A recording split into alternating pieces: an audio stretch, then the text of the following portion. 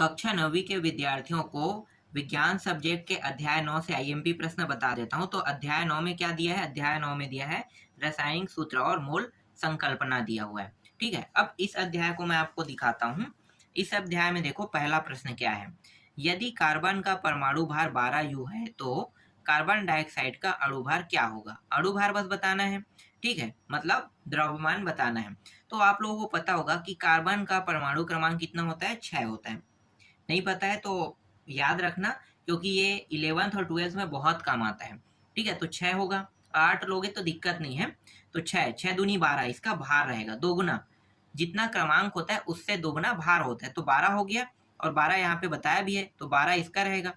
एक ऑक्सीजन का परमाणु क्रमांक 8 होता है, तो भार कितना हो गया? दूना 16, 16 हो गया। और यहाँ पे 2 से गुणा है ना, मतलब 2 ऑक्सीजन के अणु है, तो 16 गुणी 2 कर देंगे तो कितना हो जाएगा? 16 दूनी 32 और प्लस 12 को जोड़ देंगे 44 U। ठीक है, तो 44 इसका परमाणु भार हो जाएगा। चलो आगे देखो। इसी तरह से देखो नाइट्रोजन का बोल रहा है, परमाणु भार कितना है? 14 दिया हुआ है। तो अमोनिया का अणु भार क्या होगा? तो अणु भार बताना है, तो देखो कैसे निकालोगे। नाइट्रोजन के जो परमाणु है, परमाणु क्रमांक कितना है? 7 है, तभी तो 14 होगा ना। 7 है तो 14 हुआ।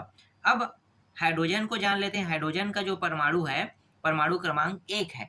इसका भार जो है दुगना नहीं होता है, एक का एक ही होगा। सिर्फ हाइड्रोजन मात्र एकमात्र ऐसा तत्व है जिसके परमाणु भार 1 होता है। देख, क्रमांक भी 1 होता है और भार भी 1 होता है। ठीक है, तो 14 तो इसका हो गया और इसका 1 रहता है, तो 3 गुणित 1 कितना हो जाएगा? 3 का 3 और 14 और 3 कितना होगा? 17। इसके बाद देखो हाइड्रोजन का अणु भार की गणना कीजिए। तो हाइड्रोजन के अणु भार मतलब हाइड्रोजन, ठीक है, हाइड्रोजन के अणु भार कह रहे हैं तो मतलब 2 हाइड्रोजन रहेंगे, तो 2 गुणित 1 कर दोगे तो आ जाएगा आंसर। ठीक है, कितना आएगा? 2 U। आगे देखो, बहुत आसान प्रश्न है। ऐसे प्रश्नों को आपको बनाना कैसे मैं आपको सिखा रहा हूँ। देखो यहाँ पे सोडियम ऑक्साइड दिया हुआ है, ठीक है। अब इसका क्या निकालना है? यहाँ पे इकाई द्रव्यमान की गणना कीजिए, मतलब यहाँ भी अणु भार निकालना है। ठीक है, देखो कैसे निकालोगे। सोडियम का 11 होता है, ठीक है, 11, तो 11 दूनी 22 और 22 और 1 23। ठीक है, थोड़ा सा बढ़ा है 1 पॉइंट और, 11 दूनी 22 और 1 23 हो गया। तो सोडियम का 23 हो गया और 23 गुणित 2, ठीक है, 2 कर देना है। और ऑक्सीजन कितना? 16, तो 16 को इसके साथ जोड़ देंगे तो कितना आएगा? 62 U आ जाएगा। ठीक है, इसी तरह से देखो कैल्शियम, कैल्शियम है और क्लोरीन दिया हुआ है। तो कैल्शियम का कितना होगा? 12 होता है, तो 12 दूनी 24, तो इसका हो जाएगा 24। और ये जो है 17 होता है, ठीक है, ठीक है, तो 17 दूनी 34, 34 35 और 36, 36 होगा इसका, तो प्लस 36 गुणित 2। ठीक है, तो 36 गुणित 2, तो यहाँ पे इन दोनों को जोड़ोगे कितना? इतना आ जाएगा। इसी तरह से कहाँ पे है? एक सेकेंड, ये वाला बचा था ना, मैग्नीशियम। मैग्नीशियम का कितना होता है? शायद 13 होता है या 12, मैं क्लियर नहीं हूँ, इसे एक बार चार्ट में देख लेना। ठीक है, मैंने आपको बनाना तो सिखा दिया ना, कैसे बनाओगे। जैसे कैल्शियम का मुझे पता है, कैल्शियम का कितना होगा? 20 होगा। ठीक है, कैल्शियम का लगभग 20 ही होता है। यहाँ पे मैंने कहीं पे गलती किया था, ये मैग्नीशियम का 12 होता है। ठीक ठीक ठीक, गलती हुआ था। देखो मैं डायरेक्ट तीसरा में आ गया था, ये 12 होता है, ये 17 होता है। मैं यहीं पे लिख देता हूँ। देखो इसका परमाणु क्रमांक है 11, तो इसका दुगना होगा। इसका 8 है, इसका दुगना होगा। इसका 12 है, ठीक है, इसका 17 होता है। इसी तरह से इसका 20 होगा और इसका 17, फिर ये भी 20 और ये 8। इस तरह से देखो, तो हर का आप दुगना कर सकते हैं। तो 11 दूनी 22 और 23, 23 लेना है, 23 और 16।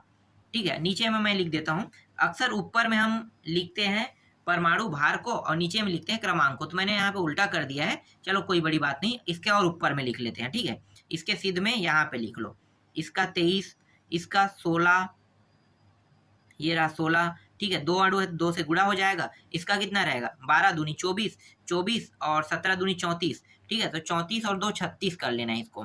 तो 36 और 24, 36 और 24 और एक सेकंड, यहाँ पे 36 को 2 बार गुणा करना है ना, 2 से यहाँ पे।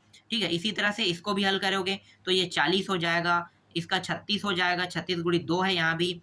इसके बाद देखो 20 दूनी 40 ये हो जाएगा, प्लीज 8 दूनी 16, तो 40 और 16 इस तरह से। तो देखो ये रहा यहाँ पे बना है, ठीक है। ये ट्रिक है, शॉर्टकट ट्रिक में मैं आपको बता रहा था, ठीक है, यही यूज करना है।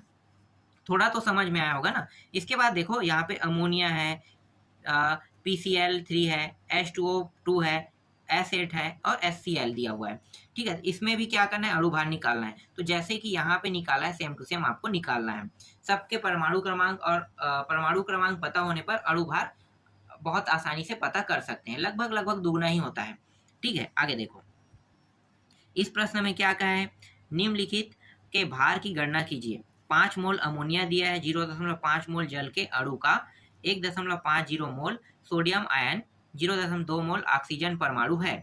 तो उत्तर क्या होगा, तो देखो 5 मोल अमोनिया का भार बराबर 5 गुणित 1 मोल। तो अमोनिया का अणु भार कितना होगा, 5 गुणित दुगना वाला है ना, वही तरीका है, 7 दूनी 14 और प्लस 3, तो कितना हो जाएगा, और 5 गुणित, क्योंकि 5 मोल कह रहे हैं तो 5 मोल के साथ गुणा कर देना है, ठीक है। ये इतना आ जाएगा। इसके बाद क्या करना है, 0.5 मोल की बात कर रहे हैं ना, 0.5 मोल के जल के अणुभार। अब जल का अणुभार निकालना है, तो H2O पता है आपको, H2O, तो H में H2 मतलब एक हाइड्रोजन में एक, तो 2 हाइड्रोजन में 2 भार रहेगा, तो 2 हो गया। और ऑक्सीजन, तो 8 दूनी 16, तो 2 और 8 कितना हो जाएगा, 18, और 0.5 से गुणा करोगे तो आधा आधा से गुणा कर रहे हो ना, तो 9 हो जाएगा, 9 U आ जाएगा, ठीक है। आगे देखो, फिर 1.5 कह रहे हैं, 1.5 से बस अब आपको गुणा करना है। और किसको गुणा करने के लिए कहा है, देखो देखते हैं, सोडियम आयन का भार माइनस, मतलब चूंकि सोडियम परमाणु एक इलेक्ट्रॉन त्याग कर सोडियम आयन बनाता है, इलेक्ट्रॉन का द्रव्यमान नगण्य होता है। तो यहाँ पे सोडियम आयन का भार, सोडियम परमाणु का भार क्या करना है, गुणा कर देना है। तो सोडियम का 11 दूनी 22 और 1 23 हो गया, और इससे गुणा करोगे तो कितना हो जाएगा, 34.5 U हो जाएगा। फिर 0.2 से गुणा करोगे किसको, ऑक्सीजन को, तो ऑक्सीजन का कितना है 16, 16 को करोगे 3.2 U प्राप्त होगा। इसी तरह से सातवां देखो, निम्नलिखित में मोलों की संख्या की गणना कीजिए। तो 12 ग्राम ऑक्सीजन है और 22 ग्राम कार्बन डाइऑक्साइड है, ठीक है। इसको भी वैसे ही हल करेंगे, बस थोड़ा सा अंतर रहेगा, भाग दे देंगे एक दूसरे के साथ। तो पहला देखो, 12 ग्राम ऑक्सीजन के अणु है, ठीक है, मोल की संख्या बताना है। तो इसके लिए हल कैसे करोगे, दिया गया कुल भार और ग्राम परमाणु भार कह रहे हैं, तो m का मान 12 है और ऑक्सीजन के परमाणु जो भार है कितना हो जाएगा, इसका परमाणु भार 16, 2 है तो मतलब 16 दूनी 32 हो जाएगा, ठीक है। तो 12 को 32 से भाग दे देंगे तो 0.38 मोल प्राप्त होगा। पहला समझ में आ गया। दूसरा देखो, 22 ग्राम इसका दिया हुआ है, ठीक है, कार्बन डाइऑक्साइड के मोल के, m अपान बड़े m को करना है। तो m कौन सा होगा, तो एक तो छोटा m है, एक तो बड़ा m है। छोटा m जो रहेगा वो 22 है और बड़ा m क्या है, इसके भार को कह रहे हैं, ठीक है, भार। तो 12 और 16 दूनी 32, 32 और 12 कितना हो जाएगा, 44, भाग दे दो 22 को 44 से, तो कितना आ जाएगा, तो यहाँ पे आ जाएगा 0.5 मोल प्राप्त होगा।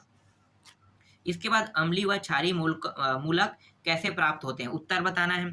तो उत्तर में देखो, अम्लीय और क्षारीय मूलक, तो मैं आपको यहाँ पे जो लिखा है इसको पढ़ के नहीं बता रहा हूँ, या पढ़ के बताता हूँ तो एक सिंपल टॉपिक है। देखो, अम्लीय को तब दर्शाया जाता है जब उसमें माइनस आयन हो, ठीक है, माइनस आयन प्राप्त हो, और क्षारीय तब होता है जब उसमें प्लस आयन हो, ठीक है। कैसे, देखो HCl हाइड्रोजन प्लस माइनस यहाँ पे दिया है, तो ये अम्लीय मूलक होगा। क्यों, क्योंकि ये हाइड्रोजन आयन जो है ना अपने से एक इलेक्ट्रॉन को इसको दान दे रहा है, तो माइनस हो गया ना, एक इलेक्ट्रॉन दान दे रहा है, इसलिए ये अम्लीय मूलक होगा। अब क्षारीय मूलक कैसे होगा, तो सोडियम हाइड्रोक्साइड क्षार के जलीय विलयन, ये क्या कर रहा है, यहाँ से एक इलेक्ट्रॉन ना अपने पास ले रहा है, इसलिए ये क्षारीय मूलक होगा, ठीक है। दान देना और दान लेना याद रखना। चलो आगे देखते हैं। इसके बाद देखो, बहुपरमाणुक आयन किसे कहते हैं, उदाहरण दीजिए, उत्तर लिखो। वह आयन या मूलक जो एक से अधिक परमाणुओं के संयुक्त आयन से बना हो उसे बहुपरमाणुक आयन कहते हैं। उदाहरण, सोडियम नाइट्रेट को जल में विलय करने पर आयनों की विभक्त हो जाता है, ठीक है, ये इसका आंसर है। इसके बाद 10वां देखो, इसका थोड़ा सा और उत्तर दिया हुआ है लेकिन बताने की जरूरत नहीं है, डायरेक्ट 10वां में आते हैं। क्या पूछा है, मोल अवधारणा के आधार पर निम्नलिखित अभिक्रिया को समझाइए। समझाने के लिए कहा है, तो चलो देखते हैं। एक तो क है और ख है, दो दिया हुआ है, ठीक है, कैसे हल होगा, तो देखो, उपरोक्त समीकरण में 1 मोल अथवा 6.022 × 10 का 23 कण कार्बन आधा मोल या 1/2 अणु 11.2 लीटर के बराबर होता है ये ना। ऑक्सीजन से क्रिया करके 1 मोल 22.4 लीटर कार्बन डाइऑक्साइड बनाता है। ये इसका उत्तर है पहले का। दूसरा का उत्तर देखो तो ये दोनों सेम टू सेम है, अलग नहीं है, ठीक है, देख लेना इसका उत्तर। चलो आगे आते हैं। देखो ये वाले प्रश्न, आड़ा तिरछा विधि से निम्नलिखित के सूत्र बनाइए। Iron sulphate, copper sulphate, sodium sulphide और मैग्नीशियम बाइकार्बोनेट। ठीक है, तो कैसे करोगे? आड़ा तिरछा नियम देखो, Fe ये सल्फेट, तो इसमें 3 है, इसमें 2 है कह रहा है, इस तरह से, और ये अभिक्रिया हो रहा है। कॉपर सल्फेट को देखो इस तरह से, ये 2 है, ये 1 है। इसी तरह से सोडियम सल्फाइड को देखो, ये रहा, ठीक है। इसी तरह से मैं आपको दिखाता हूँ मैग्नीशियम बाइकार्बोनेट को, ये आड़ा तिरछा नियम है, ठीक है, यही नियम पूछा था। इसी तरह से देखो इसके अलावा और है, मैग्नीशियम क्लोराइड का देखो, ये रहा आड़ा तिरछा नियम। कैल्शियम हाइड्रोक्साइड का आड़ा तिरछा नियम। इसी तरह से मैग्नीशियम सल्फेट का आड़ा तिरछा नियम और अमोनिया का भी आड़ा तिरछा नियम है। इसके अलावा कैल्शियम फास्फेट को देखो आड़ा तिरछा नियम में, ये रहा, ठीक है।